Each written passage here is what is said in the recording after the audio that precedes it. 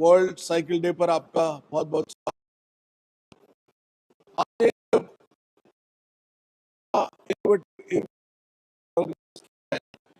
और आज आपको मैं उदयपुर की ऐसी कहानियों से रूबरू कराऊंगा जो बहुत कुछ अनसुनी है। कुछ इतिहास है, कुछ आम जन की बात है, कुछ किस्से हैं, कुछ कहानियां हैं, कुछ ऐसी बातें हैं जो हमारे जीवन से जुड़ी हुई हैं, लेकिन हम इनके बारे में बहुत कुछ जानते नहीं हैं। वो जगह हमको दिखती जरूर है, लेकिन उन जगहों के इतिहास के बारे में हमको बहुत कम जानकारी होती है। तो आइए हम शुरू करते हैं ऐसे ही कुछ आज की इस वर्ल्ड बाइसिकल डे पर कुछ कहानियाँ। और ये कहानियाँ बड़ी अद्भुत हैं, और इनको सुनाने से पहले मैं आपको साइकिल के बारे में कुछ बता दूं। ये वर्ल्ड बाइसिकल डे है। पहली साइकिल जब बनी थी तो वो लकड़ी की साइकिल बनी थी, और आज बदलते बदलते दुनिया इतनी बदल गई कि कार्बन फाइबर और एल्यूमिनियम अलॉय, इसकी साइकिल्स आपके सामने बहुत हल्की, और कई तरह की साइकिल्स के बारे में मैं पिछली बार आपको अपना वीडियो बता चुका हूँ। तो आइए आज तो हम कहानियों की बात करेंगे। साइकिल पर सेफ्टी ज़रूरी होती है, हेलमेट, ग्लव्स और आपके साइकिलिंग शॉर्ट्स जो विशेष पैडिंग वाले होते हैं, और ये जो हमारी जो टी शर्ट है ये भी ड्राई फिट कहते हैं, जिसको पसीना सोखने वाली। तो आइए यात्रा पर चलते हैं और हम शुरू करते हैं आज की जर्नी।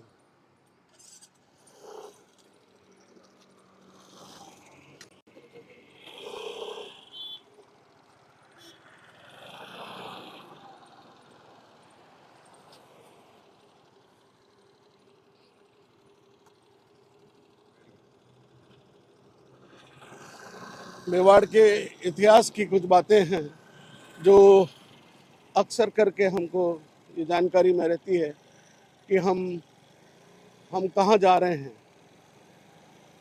हम ये सोचकर बैठ जाए हैं कि चलते हुए कुछ बात कैसे हो पाएगी। तो आज एक इनोवेटिव एक्सपेरिमेंट हम कर रहे हैं, और ये एक्सपेरिमेंट इस साइकिल पर अपनी तरह का पहला प्रयोग है। उदयपुर की सड़कों पर हम सवेरे सवेरे पूर्ण सुरक्षा के साथ, पूरी टीम के साथ आज आपके बीच इस जर्नी को शुरू हमने की है। मेवाड़ के इतिहास की बात करें, मेवाड़ का इतिहास प्रारंभ होता है गुहिलोच से, और ये जरूर है कि इतिहास के उन पन्नों को अगर हम टटोलने की कोशिश करें तो हमको सबसे पहले बापारावल के बारे में जानकारी मिलती है। बापारावल के बारे में भी ऐसा माना जाता है कि वो एक ऐसे व्यक्ति थे जो गैया चराते थे, और गाय चराते हुए वो एक उस वंश के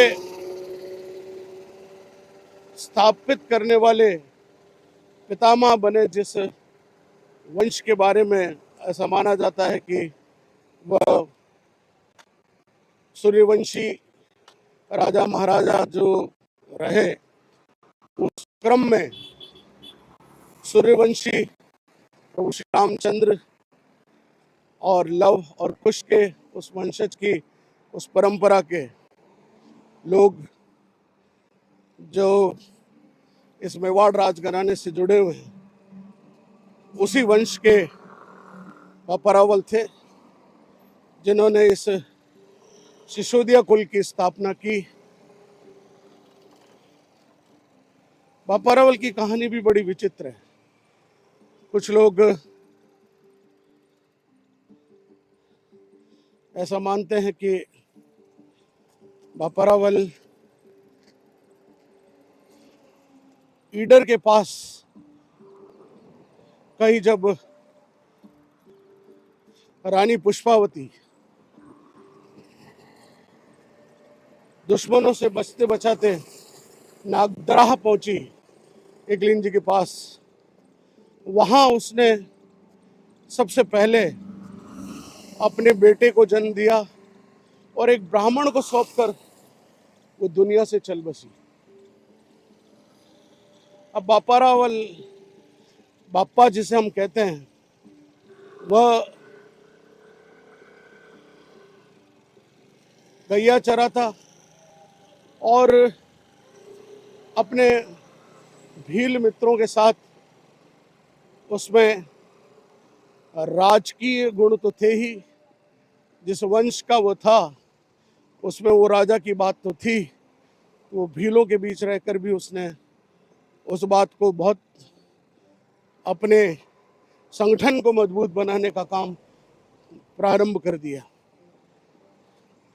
ऐसे ही एक मान्यता है कि एक दिन गैया चराते चराते उसकी गैया एक ऐसे स्थान पर पहुंचती जहां पर जाने के बाद शाम को घर आता तो देखता उन गायों में दूध नहीं है।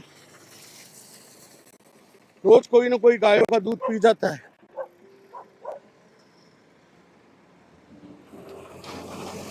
ये सोचकर बापा रावल यानी बापा परेशान हुआ। एक दिन अचानक उसकी भेंट हारित राशि से हुई और उसने कहा कि तुम कौन हो युवक? उसका मैं ग्वाला बन जी रहा हूँ, राजकुल से हूँ, क्षत्रिय हूँ, गैया चराने आया था, मेरी गैया का दूध कौन पी जाता है? तो कहते हैं कि हारित राशि ने उनको कहा कि तेरी गैया का दूध कोई पीता नहीं, ये देख। वहां पर उन्होंने ले जाकर दिखाया कि गैया जो है स्वतः अपनी दूध की धारा शिवलिंग पर छोड़ रही है और एकलिंग नाथ के दर्शन उस समय सबसे पहले बापा को हारित राशि ने करा है।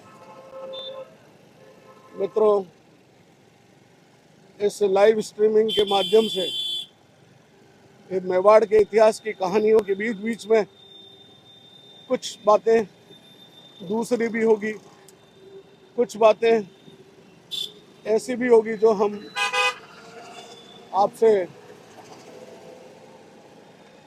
स्थान के बारे में भी करेंगे। ऐसा कहते हैं कि 12 साल तक लगातार वो सेवा करता रहा। हारित राशि उस समय एक और नैन्सी मुनोत की जो किताब है उसमें इसका जिक्र आता है कि बापा ने और हारित राशि ने राठासन माता का जो है पूजन किया था।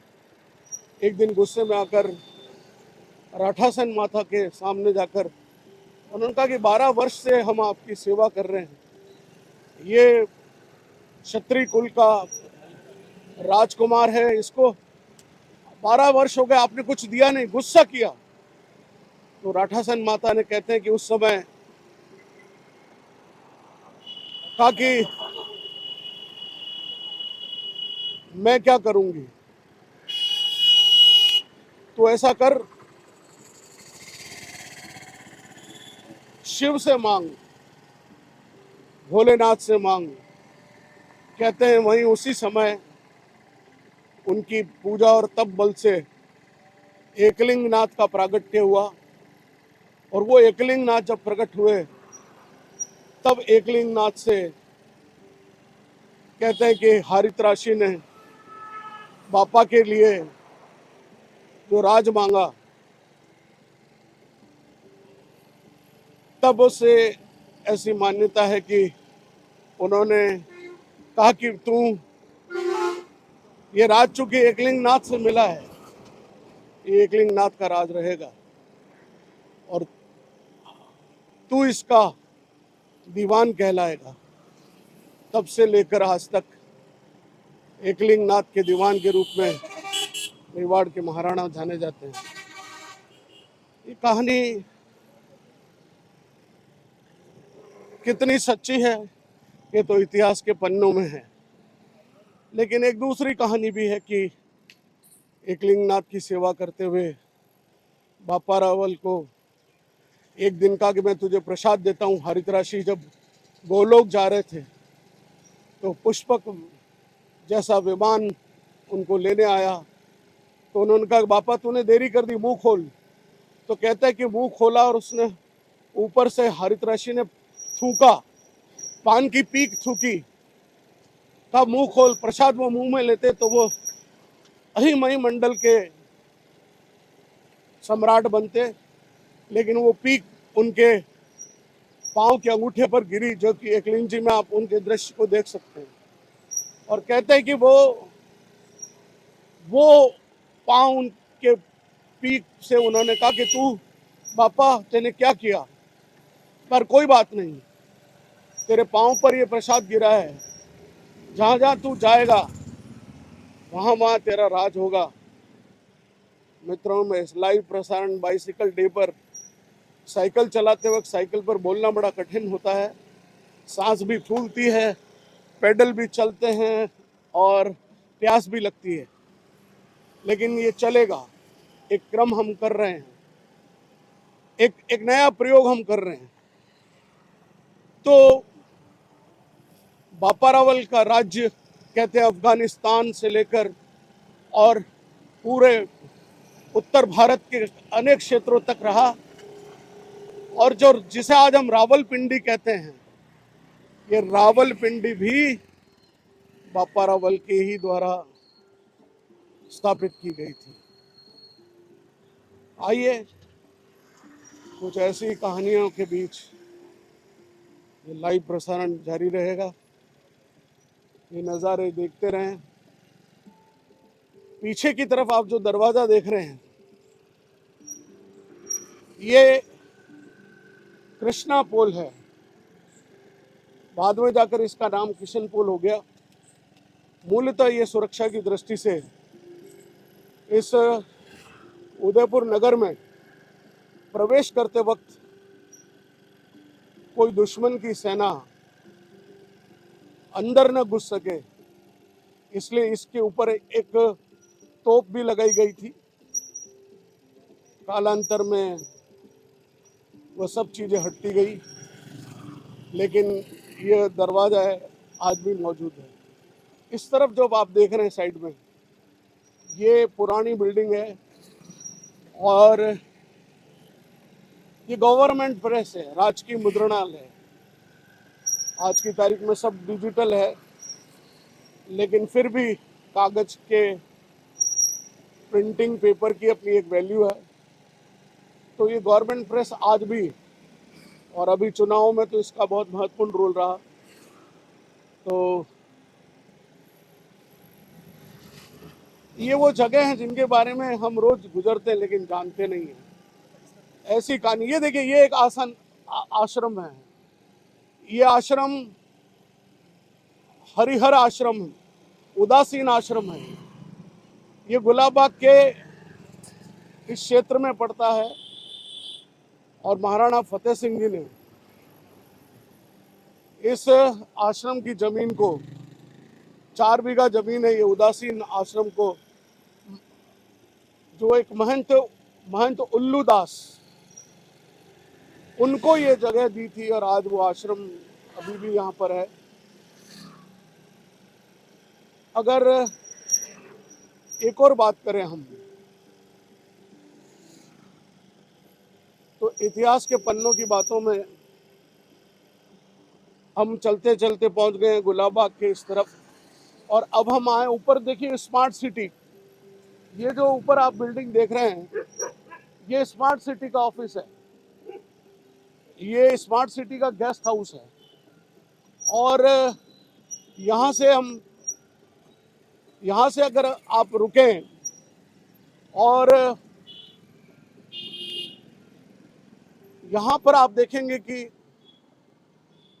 हमारा जो ऐतिहासिक मंदिर है, हम सोचते हैं कि हमारे उदयपुर का सबसे पुराना मंदिर अगर कोई है तो पाला गणेश जी बोरा गणेश जी से भी पुराना मंदिर है। ये सामने आप देख रहे हैं, उस पाला गणेश जी जो मंदिर है, इसकी मूर्ति गोबर और मिट्टी की बनी हुई है।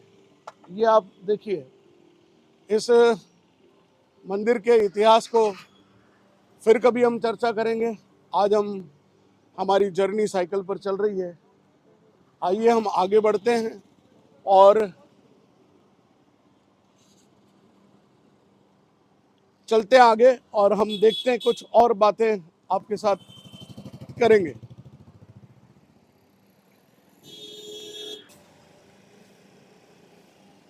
उदयपुर की सड़कों के बीच में आपको ऐसे ऐसे स्थान मिलेंगे जहां पर मंदिर के दृश्य अगर आपको दिखाऊं, ये एक मंदिर आपको मैं दिखाता हूं। अब ये मंदिर जो है सड़क के लेवल से काफी नीचे, आप देखिए यहाँ पर अगर आप आके देखेंगे तो ये मंदिर हमारी सड़क से कोई 3 से 4 फीट नीचे है। ये हमारे यहाँ पर इसको रंग निवास हनुमान जी के रूप में जानते हैं। और ये मंदिर किसी जमाने में ऊंचा रहा होगा, लेकिन सड़क का लेवल बढ़ते बढ़ते बढ़ते बढ़ते आज ये ऊपर हो गया, क्योंकि एक और हनुमान जी का मंदिर है। जब हम रिटर्न जर्नी पर आएंगे तब मैं आपको दिखाऊंगा और उस पर फिर चर्चा करेंगे। आइए हमारी यात्रा को हम आगे बढ़ाते हैं। गुलाब बाग की, इसको उदयपुर का ऑक्सीजन सिलेंडर कहा जाता है, और महाराणा सज्जन सिंह जी ने इसको इतना अधिक विकसित किया, और इसलिए इसका दूसरा नाम गुलाब बाग का, चूंकि गुलाब बहुत थे इसलिए इसका नाम गुलाब बाग पड़ गया, लेकिन मूलतः इसका नाम सज्जन निवास बाग है। अब सज्जन निवास बाग के बारे में लोग, शहर के बहुत कम लोग जानते हैं, और गुलाब बाग को सब जानते हैं, लेकिन गुलाब बाग का मूल नाम सज्जन निवास बाग है। और इसकी फाटक जो है उसको हम लोग शेरवाली फाटक के नाम से जानते हैं।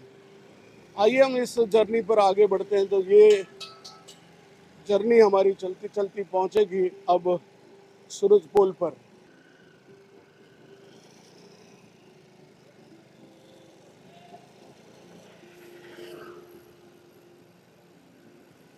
ये आज़ादी के पहले की बड़ी संस्था जो आरएमवी आप देख रहे हैं, ये भी एक प्रतिष्ठित संस्थान में से एक है।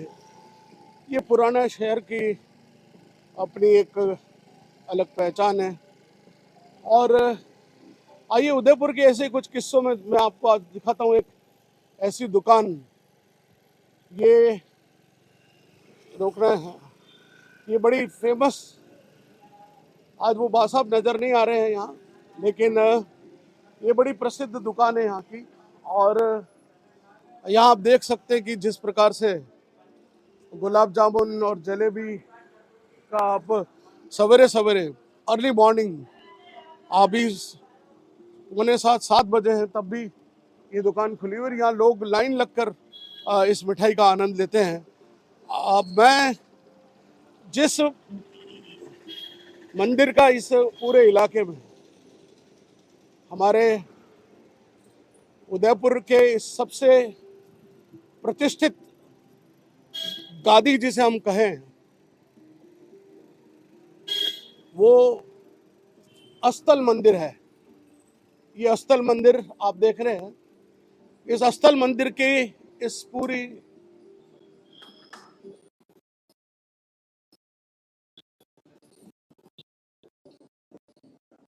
ये पुराना अस्थल मंदिर जो था, और श्रद्धेय आचार्य जी के साथ हमारा महंत मुरली मनोहर जी शरण शास्त्री जी से पारिवारिक संबंध रहा, और इस मंदिर में अनेक बार आकर हमने उनसे आशीर्वाद प्राप्त किया। ये मंदिर बहुत ही प्राचीन निम्बार्क पीठ का एक बहुत बड़ा मंदिर है। अभी वर्तमान में जो पीठाधीश हैं आदरणीय रास बिहारी जी, उनसे भी हमारा बहुत अच्छा संबंध है।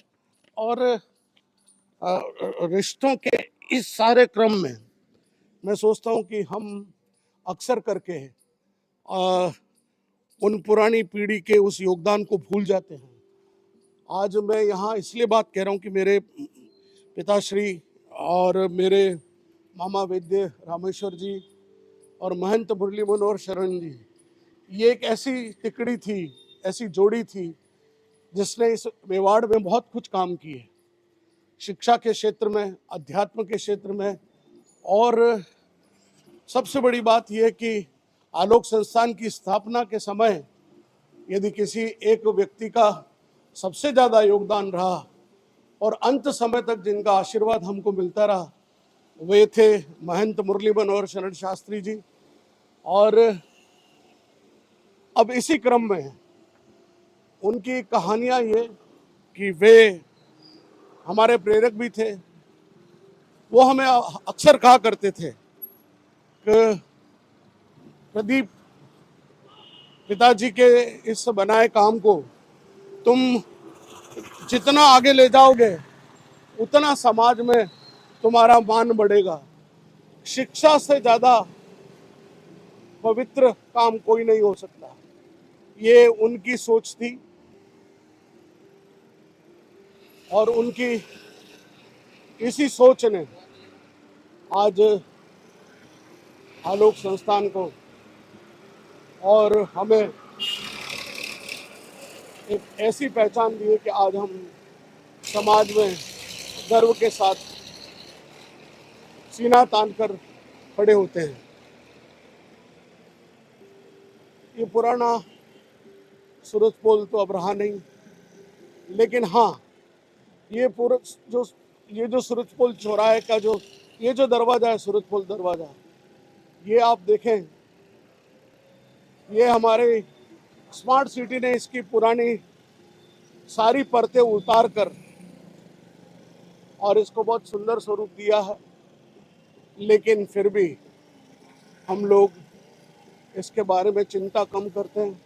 हमारी ऐतिहासिक धरोहरों को हम पोस्टर लगा देते हैं, कई बार हम उनको गंदगी करते हैं। ये हमारे लिए उचित नहीं है, हमको विचार करना चाहिए। ऐसी कहानियों में मुझे एक कहानी याद आती है।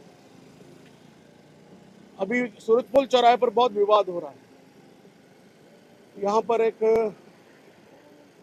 फिल्म की शूटिंग हुई थी मनोज कुमार की, और उस रोटी कपड़ा और मकान में एक मनोज कुमार ने बहुत से गाने समाज पर फिल्माए, लेकिन एक फिल्म थी यादगार, और वो यादगार फिल्म उदयपुर के बाजारों में शूट हुई थी। उस समय मिलावटखोरी का बड़ा जमाना था। सूरजपोल चौराहे पर इस गाने को फिल्माया गया था। एक तारा बोले तुन तुन तुन, एक तारा बोले, एक तारा बोले। वो गाना अगर आप देखें तो आपको सूरजपोल का पुराना स्वरूप इतना अच्छा,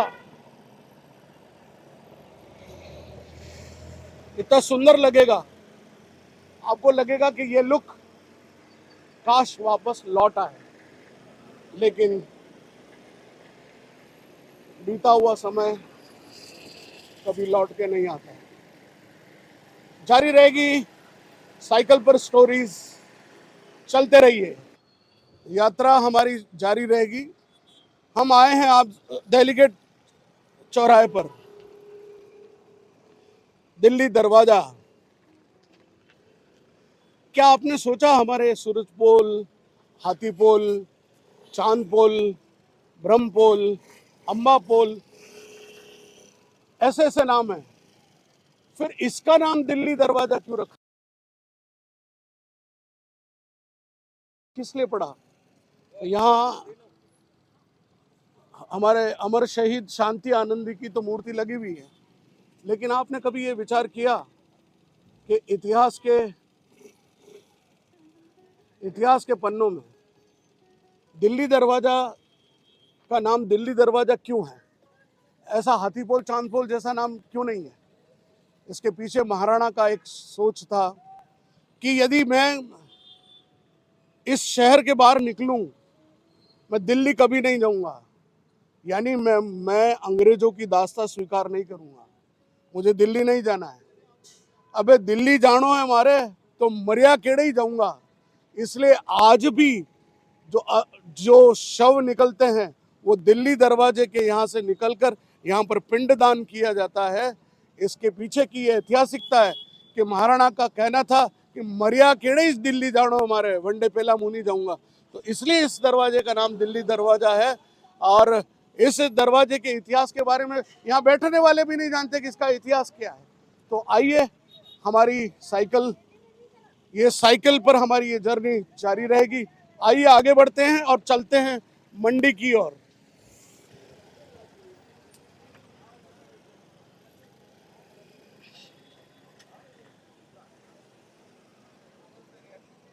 ये जो यहाँ पर आप जो देख रहे हैं, ये पीछे बाईजी राज का कुंड कहलाता है।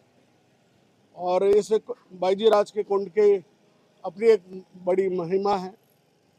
इधर की तरफ आप जो देखें, आप लोग उदयपुर से जो जुड़े हुए वो तो जानते हैं, ये कांचीवाड़ा। और ये हमारा जो मंदिर है ये संतोषी माता का मंदिर है। अब आइए, मैं आपको एक बहुत ही महत्वपूर्ण जगह पर लेके जा रहा हूँ। यहाँ ये एक मंदिर है, उदयपुर के बहुत कम लोग जानते होंगे, लेकिन ये ऐतिहासिक मंदिर है। इसका जीर्णोद्धार अभी किया गया है। और ये मुरली मनोहर मंदिर है जो कुमावत क्षत्रिय समाज मंडी द्वारा 2013 में इसकी प्राण प्रतिष्ठा की गई। ये गली के चूंकि अंदर है इसलिए बहुत कम लोग यहाँ पर आ पाते हैं। आइए हम हमारी जर्नी को जारी रखते हैं और आगे बढ़ते हैं। यहाँ पर भी हमारे एक आलोक संस्थान से पुराने जुड़े हुए व्यक्ति भंवर जी थे। और भंवर जी हमारे इंग्लिश के टीचर थे, ये उनके लड़के हैं। और मैं जब भी साइकिल से निकलता हूँ इनसे मेरी मुलाकात होती है। आज भी ये अपना व्यवसाय मंडी में चलाए हुए हैं। यहाँ पर आप ऊपर देखें तो किसी ज़माने में यहाँ पर एक विद्यापीठ का एक स्कूल चला करता था। और विद्यापीठ का ये स्कूल रात्रि स्कूल कहलाता था। अब तो ये समाप्त हो गया। अब नीचे गणपति का मंदिर है। और भंवर जी भी अब दुनिया में नहीं रहे, लेकिन उनके बेटे यहाँ हैं, उनकी स्मृतियाँ शेष है, उन्होंने मुझे पढ़ाया हुआ। आइए हम इन्हीं कहानियों के साथ आगे बढ़ते हैं और चलते हैं।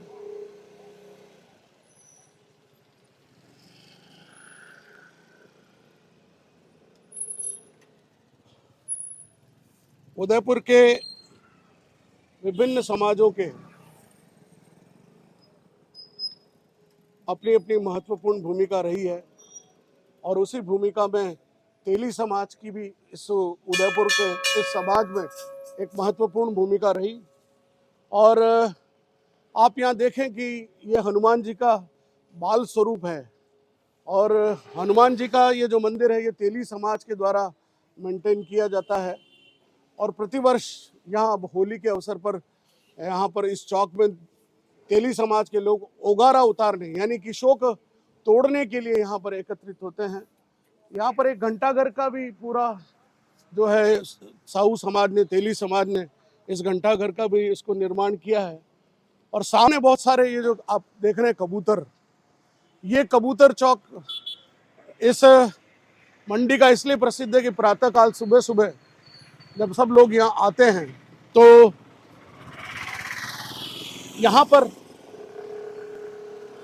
यहाँ इन कबूतर चौक में कबूतरों को दाना डालते हैं। ऐसी मान्यता है कि कबूतरों को अपने घर पर कभी दाना नहीं डालना चाहिए, इसलिए ये कबूतर यहाँ हैं आज। और इतनी बड़ी संख्या में ये कबूतर यहाँ पर हैं और इनको यहाँ दाना डाला जाता है। ये पुरानी धान मंडी, और उधर आप जाते हैं वो मंडी की नाल, यहाँ मेरा बचपन बीता, जहाँ मेरा ननिहाल पास ही में है। कुछ ही दूरी पर यहाँ से चलेंगे तो कुमाऊं पूरा आ जाएगा। और ये हमारे सुंदर पहलवान की दुकान हुआ करती थी, आज भी है। बहुत समय से मेरा वहाँ उनसे संपर्क नहीं है, लेकिन ये सब किस्से हैं, कहानियाँ हैं, छोटी छोटी बातें हैं, झलकियाँ हैं। आइए अब मैं आपको लिए चलता हूँ समाज के उन तत्वों की ओर जहाँ ये अग्रवाल समाज का एक स्कूल था, आज भी है, जैन अग्रवाल जैन उच्च माध्यमिक विद्यालय। ये किसी जमाने में CMHO का ऑफिस अब प्राइमरी हेल्थ सेंटर के रूप में यहाँ पर स्थापित है। और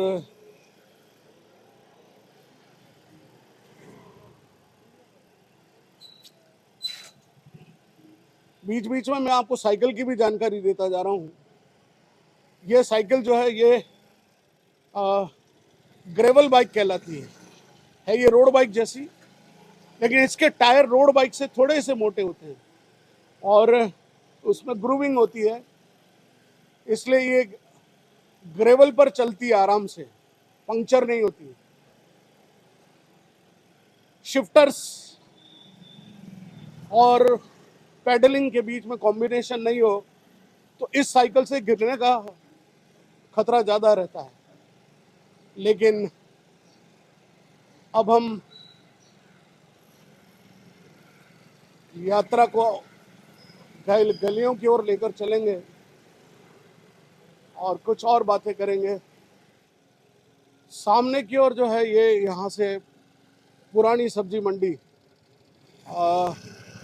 अभी भी वैसे वो सब्जी मंडी मौजूद है, लेकिन अब मंडी शिफ्ट होने के बाद वो कृषि उपज मंडी और सब्जी मंडी यहाँ से शिफ्ट हो गई है।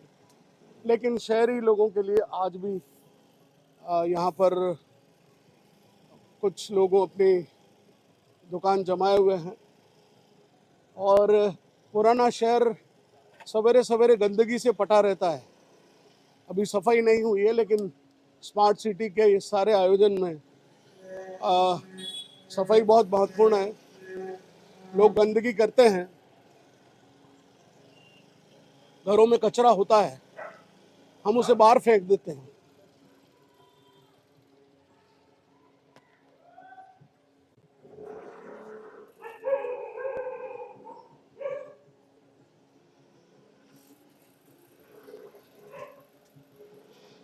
ये उदयपुर की छोटी तंग गलियों के बीच मैं आपको आज लेकर आया हूँ। ये वो गलियाँ हैं जिन्होंने इतिहास समेटे हुए हैं। अनेक लोग यहाँ पर निकले, और मैं इस गली में क्यों लेकर आया, मेरे परिवार के लोगों को भी शायद ये नहीं पता है और हमारे संस्थान के लोगों को भी शायद ये नहीं पता है, लेकिन आज मैं ये बात बता रहा हूँ। ये जो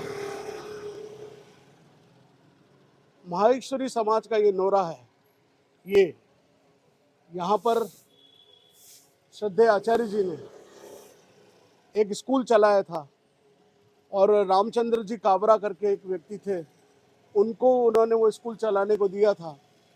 और उसके बाद वो स्कूल कुछ समय यहाँ चला, उसके बाद वो स्कूल किन्हीं कारणों से उन्होंने अपने कब्जे में ले लिया। उस समय आचार्य जी विद्यानिकेतन स्कूल में प्रधानाचार्य थे। अब वो इतिहास के पन्नों में सिमट कर रह गई बातें हैं। और ये मैं आपको जो जगह दिखाने लेके आया हूँ, ये है श्रीनाथ जी का मंदिर। बहुत शहर के अंदर के लोग तो श्रीनाथ जी के मंदिर में नियमित आते हैं दर्शन करने के लिए। और ये अभी इन दिनों श्रीनाथ जी के मंदिर की जो जीर्णोद्धार हुआ है और इतना सुंदर परिवर्तन इस मंदिर में आप देखें कि इस प्रवेश द्वार से लेकर ही आप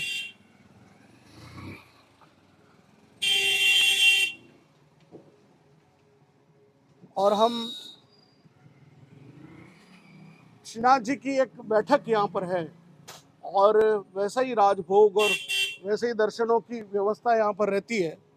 और हमको इन दर्शनों के बीच में प्रभु श्रीनाथ जी के इस सुंदर दर्शन यहाँ पर उसी छवि के रूप में होते हैं। यहाँ मूर्ति तो नहीं है लेकिन चित्र छवि है और मुखारविंद प्रभु का वैसा ही है। कभी आपको मौका मिले, जो लोग दर्शन करने आते हो तो अच्छी बात है, लेकिन जो लोग नहीं आए वो अवश्य आए, क्योंकि अब ये श्रीनाथ जी के मंदिर का जीर्णोद्धार हो चुका है और काफ़ी संख्या में लोग यहाँ भक्तजन आते हैं। ये 13 पंथ सभा भवन आप देख रहे हैं यहाँ पर, ये उदयपुर का इधर राइट 13 पंथ सभा भवन में हमको आपने देखा। और ये एक ऐतिहासिक नाइयों की तलाई कहलाती है ये जगह। और यहाँ पर एक बहुत ही ज़बरदस्त हनुमान जी का मंदिर है। फिर कभी आप मौका आए तो दर्शन करिएगा। यहाँ पर जागृत हनुमान जी यहाँ पर हैं। और ये नाइयों की तलाई, ये प्राचीन उदयपुर के इतिहास से इसका बहुत कुछ संबंध रहा है। और ये विश्वकर्मा मंदिर है सुथार समाज का। ये भी एक मंदिर अभी नया बना है और इसमें बहुत कुछ लोगों ने योगदान दिया है। ये किसी ज़माने में शिक्षा विभाग का यहाँ पर एक ऑफिस हुआ करता था। अब ये हवेली कल्याण विला के नाम से जानी जाती है। राजा महाराजाओं के 16 उमरावों को अलग अलग एक एक महीना उनको नौकरी देनी पड़ती थी और एक महीना उनको ड्यूटी देनी होती, तो अब वो रहे कहाँ। तो उन सभी जागीरदारों की, उन सभी 16 राव उमरावों की जो है ना, यहाँ पर कोठियाँ हुआ, महल हुआ करते थे, हवेलियाँ हुआ करती थी। जैसे बागोर की हवेली, आसिंद की हवेली, आमेट हवेली, कोशीतल की हवेली, भिंडर हवेली, ये सब हवेलियाँ उन जो हमारी 16 राव उमराव हुआ करते थे, उनकी ये हवेलियाँ यहाँ आज भी मौजूद हैं। कईयों की हवेलियाँ बिक गई, कईयों की हवेलियाँ आज होटलों में परिवर्तित हो गई, लेकिन इतिहास इन हवेलियों के पन्नों से चलता है। आज भी ये हवेलियाँ उन इतिहास को समेटे हुए है। ये क्षेत्र राव जी का हाटा कहलाता है और ये क्षेत्र अपनी शूरवीरता और लड़ाकपन के लिए जाना जाता रहा है। और सामने की ओर ये हेमराज जी का अखाड़ा, हेमराज जी बहुत अच्छे पहलवान थे और ये अखाड़ा यहाँ पर है। आज भी यहाँ गतिविधियाँ अखाड़े पर चलती रहती है। और विरासत के रूप में अब ठीक है, यहाँ कुछ पार्किंग और कुछ शादी की व्यवस्थाएं रह गई है। उदयपुर की कुछ महत्वपूर्ण मंदिरों की गद्दियों में से एक मिठाराम जी का मंदिर है। ये मिठाराम जी का मंदिर जो है, ये भी एक ऐतिहासिक मंदिर है।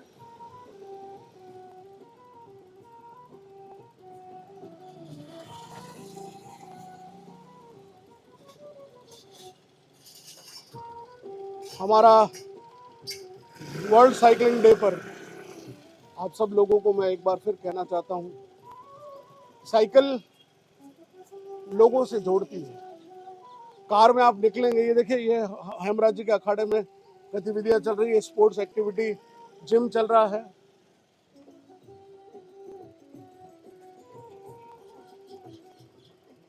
ये हेमराज राष्ट्रीय व्यायामशाला शिक्षण संस्थान है ये,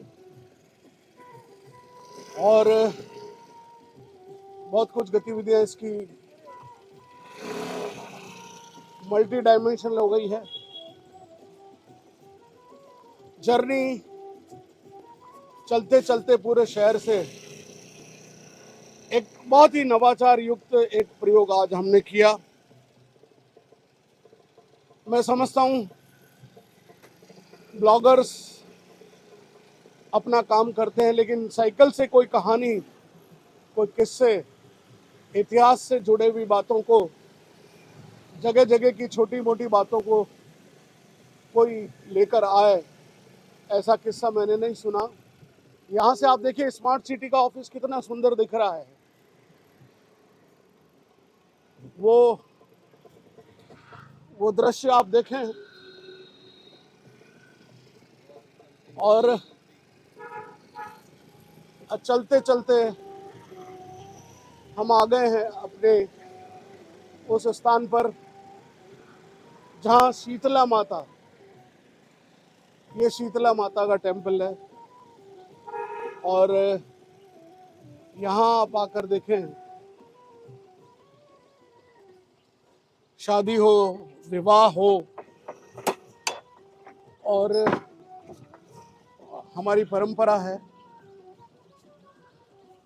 शीतला माता का जो ये मंदिर है, ये बहुत ही मेवाड़ वासियों के लिए, उदयपुर वासियों के लिए इसलिए महत्वपूर्ण है कि जिसकी भी घर में शादी हो तो शीतला माता पूजो आड़ीस मंदिर आनो पड़े, यानी शीतला माता की पूजा करने के लिए।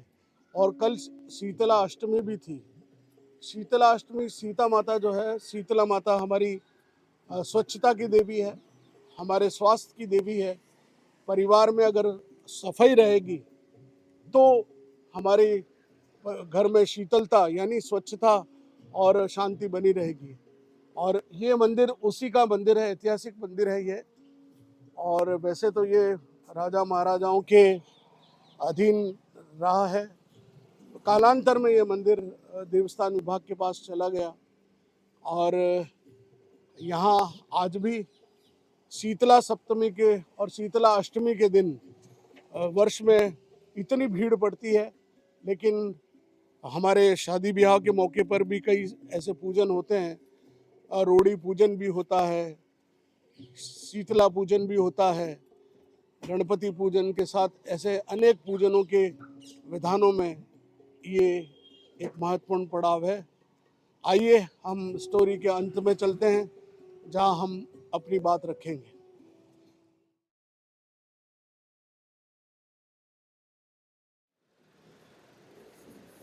साइकिल पर कहानी, मेरी जुबानी। चलते चलते हम पहुंच गए हैं गणगौर घाट की तरफ। और मैं रोज उल्टा आता हूँ, मैं गणगौर घाट से जगदीश चौक की चढ़ाई करता हूँ, लेकिन आज मैं जगदीश चौक से गणगौर घाट की तरफ उतरते हुए मैं आपको जहाँ इन ऐतिहासिक पलों को, इस ऐतिहासिक स्थल पर आज आप देख रहे हैं कि बहुत भारी संख्या में यहाँ पर लोग तैरने के लिए आते हैं। बच्चे अपने परिवार के संग, बड़े भी आते हैं। तैरने की बहुत अच्छी जगह, झीलें पहले तैरने का स्थान ही हुआ करती थी। आइए मैं आपको अंदर की तरफ लिए चलता हूँ, जहाँ पर आज आप उन सब के दर्शन कर सकेंगे, देख सकेंगे।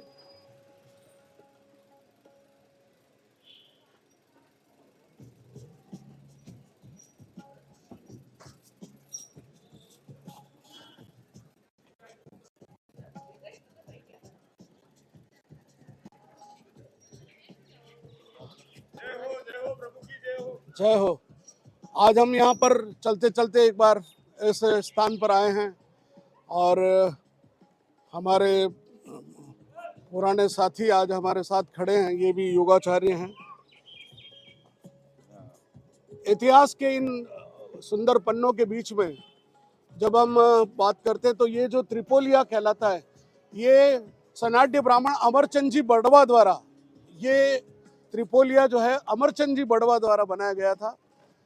ये बागोर राव साहब की जो हवेली है, चूंकि बागोर का खोज चला गया, खोज चला जाना मतलब उनके आगे कोई संतान नहीं थी और गोद लेने के लिए महाराणा साहब ने मना कर दिया, तो बागोर का खोज चला गया, उनका कोई वंशज रहा नहीं, इसलिए इस हवेली को जो पोजीशन है वो गवर्नमेंट ने ले लिया, इसलिए ये बागोर की हवेली आज सरकार के अधीन है। और ये जो त्रिपोलिया है, ये मूल रूप से इस जगह का जो नाम है वो राजघाट कहलाता था, गनगौर घाट। ये राजघाट था और इसको कालांतर में गनगौर घाट के कारण, गनगौर का चूंकि उत्सव यहाँ होता था इसलिए इसका नाम गनगौर घाट पड़ा, लेकिन मूल इसका नाम राजघाट रहा। और आपको जानकर आश्चर्य होगा कि गनगौर फेस्टिवल चैत्र माह में होता है, लेकिन वैशाख मास में, वैशाख मास के तृतीया के दिन भी एक और गनगौर होती थी और उस गनगौर का नाम था धींगा गनगौर। महाराणा ने अपनी एक महारानी के प्रति प्रेम जताने के लिए, मस्ती करने के हिसाब से उन्होंने इस फेस्टिवल को प्रारंभ किया और उसका नाम रखा धींगा गनगौर। और वो गनगौर फेस्टिवल उस समय यहाँ वैशाख मास में अब तो नहीं मनाया जाता, लेकिन उस समय काफ़ी समय तक चला। आलोक संस्थान का इस गनगौर घाट से बहुत पुराना संबंध है। मेरा तो बचपन यहाँ सामने के ये जो घाटों को आप देख रहे हैं, मेरा बचपन सारा यहाँ बीता है। यहाँ संघ की शाखा लगा करती थी और मेरा मकान यहीं पीछे की तरफ हुआ करता था। अब समय के साथ सब कुछ बदल गया, लेकिन मैं रोज़ आज भी यहाँ गनगौर घाट पर रोज़ जब भी साइकिल चलाने आता हूँ मैं यहाँ चक्कर लगा कर जाता हूँ। आप सभी को विश्व साइकिल दिवस की बहुत बहुत शुभकामनाएं। साइकिल चलाइए, स्वस्थ रहिए। साइकिल चलाने के कई फायदे हैं, फिटनेस तो है ही है, आर्थिक दृष्टि से भी आप सक्षम रहेंगे। और साइकिल हमारे कितनी तरह की साइकिल्स होती हैं। आज अलॉय व्हील्स की ये जो साइकिल एल्यूमिनियम वाली है, कुछ हमारी कार्बन फाइबर की साइकिल्स हैं। आज आप सब लोगों को विश्व साइकिलिंग दिवस के अवसर पर मैंने मेरी कहानी साइकिल पर मेरी जुबानी, मैंने ऐसी कुछ कहानियां आज आपके बीच शेयर की। थोड़ा कठिन काम था, चैलेंजिंग जॉब था, लेकिन हमने लाइव आपके बीच इस बात को रखा। आप सब लोगों को विश्व साइकिल दिवस की, वर्ल्ड बाइसिकल डे की बहुत बहुत शुभकामनाएं, बधाइयाँ। Enjoy your day, celebrate bicycle day. Don't keep your bicycle inside the room only. Don't have bicycle only. Be on the saddle and keep on moving through your pedals. Thank you very much. Enjoy the day. Happy World Bicycle Day. धन्यवाद, बहुत बहुत धन्यवाद।